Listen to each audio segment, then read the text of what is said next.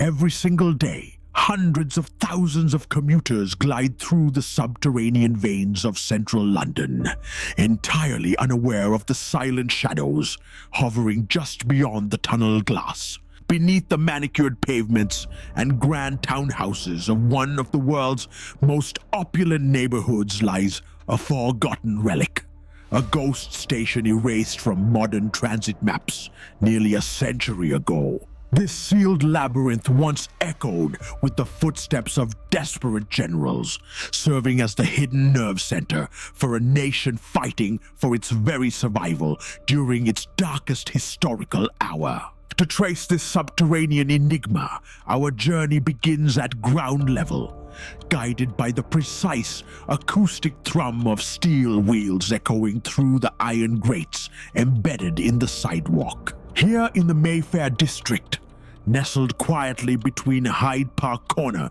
and Green Park, a peculiar architectural artifact sits completely overlooked by passing pedestrians. Its dark crimson ceramic tiles instantly identify it as a creation of the early 20th century, constructed during the grand expansion of London's deep-level electric railways, when Down Street Station officially opened its doors in March 1907.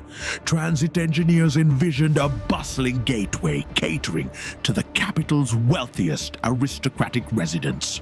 Yet almost immediately, the Grand Station encountered an insurmountable flaw, born of geographic redundancy and local social culture. Situated a mere short walk from neighboring stops, the wealthy inhabitants of Mayfair overwhelmingly preferred private horse-drawn carriages and motorcars to underground rail travel. Year after year, passenger numbers plummeted, rendering Down Street a catastrophic financial failure that trains increasingly bypassed without stopping. By 1932, the Transit Authority made the inevitable decision to shutter the station permanently, bricking up the surface entrances and removing it from all public documentation. For 7 quiet years, the abandoned platforms gathered dust in total darkness, a forgotten tomb suspended beneath the roaring metropolis above. However, as the dark clouds of global conflict gathered over Europe in 1939, military strategists began searching desperately for indestructible subterranean command posts. Recognizing that conventional surface structures were acutely vulnerable to aerial bombardment, military engineers evaluated the deep clay geology surrounding London's underground network. At 22 meters beneath the surface, protected by dense London clay and thick concrete, the abandoned chambers of Down Street offered an ideal, naturally bomb-proof fortress. Under strict wartime secrecy, armies of covert laborers transformed the deserted platforms into a sprawling, self-contained executive headquarters. Brick walls were erected directly along the platform edges to isolate the executive living spaces from the active Piccadilly line tracks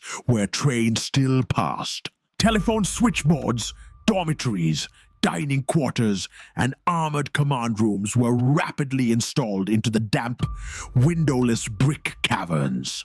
Gaining access to this hidden world requires stepping past an unassuming heavy steel door hidden within the Mayfair streetscape. Beyond the threshold, a narrow spiral staircase winds down into the cool, silent depths, stepping backward through layers of lost time. Descending 60 feet into the earth, the hum of city traffic fades away entirely, replaced by a heavy, cool humidity and the faint scent of old iron. At the base of the shaft, narrow passageways branch off into the dark, lined with peeling paint and original electrical conduits from the 1940s. These subterranean corridors were assigned to the Railway Executive Committee, tasked with coordinating all troop and supply movements across war-torn Britain. Yet the station's most crucial historical role emerged during the winter of 1940, as the German Luftwaffe launched devastating night raids across London. with the primary cabinet war rooms on Whitehall still undergoing structural reinforcement. Prime Minister Winston Churchill needed an absolute, impenetrable sanctuary. For several critical weeks at the height of the Blitz, Churchill and his inner cabinet retreated into Down Street to live and govern beneath the falling bombs. To preserve total secrecy, the Prime Minister arrived under cover of darkness, slipping into the station through an unlabeled service entrance. He accessed the deep platforms using a specialized two-person wooden lift, engineered secretly within a narrow ventilation shaft. Churchill affectionately referred to this subterranean refuge as the barn, taking advantage of its absolute protection to work late into the night. Inside these windowless brick walls, surrounded by the constant muffled thunder of the city above, decisions were made that shaped the destiny of the free world. Staff members worked arduous shifts underground, sleeping in narrow triple-tiered bunks constructed along the former station passageways. Rationing restrictions were subtly relaxed within the executive bunker, with high-ranking officials enjoying hot meals delivered from a specialized subterranean kitchen.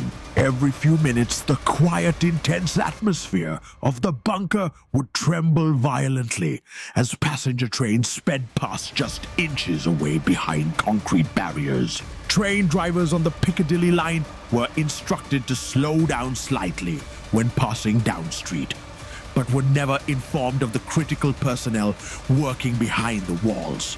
To the outside world, Down Street remained nothing more than an abandoned brick shell, completely invisible to enemy reconnaissance. When the war in Europe finally drew to a close in May 1945, the strategic necessity of the subterranean bunker evaporated almost overnight. The military personnel departed, the communication equipment was systematically dismantled, and heavy iron doors were once again locked shut. Decades passed in total isolation, leaving Down Street perfectly preserved like a subterranean time capsule frozen in the mid-20th century. Today, the platform edges remain clearly visible to observant commuters who gaze out into the dark during brief delays on the Piccadilly line. Standing here in these silent passageways, the heavy air still feels charged with the quiet tension of an era